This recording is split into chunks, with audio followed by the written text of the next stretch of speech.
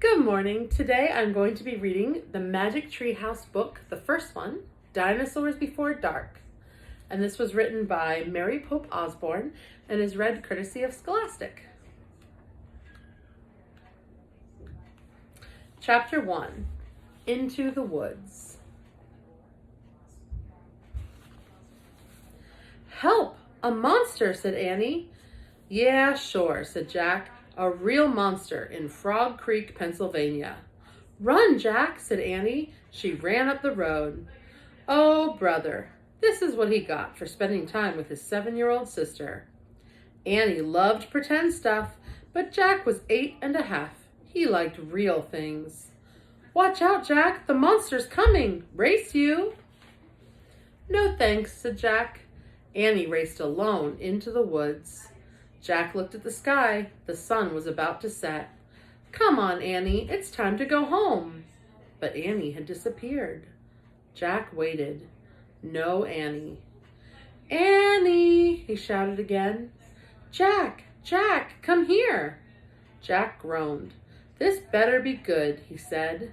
Jack left the road and headed into the woods. The trees were lit with a golden late afternoon light. "Come here," called Annie. There she was, standing under a tall oak tree. "Look," she said. She was pointing at a rope ladder, the longest rope ladder Jack had ever seen. "Wow," he whispered.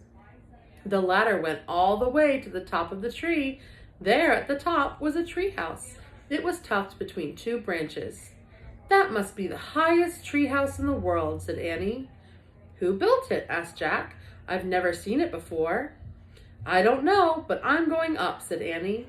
"No, we don't know who it belongs to," said Jack. "Just for a teeny minute," said Annie. She started up the ladder. "Annie, come back!" But she kept climbing.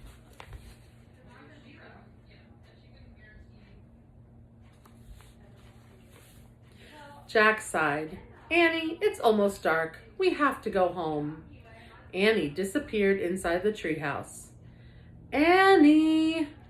Jack waited a moment. He was about to call again when Annie poked her head out of the treehouse window. "Books!" she shouted. "What?" "It's filled with books." Oh man, Jack loved books. He pushed his glasses into place. He gripped the sides of the rope ladder and up he went.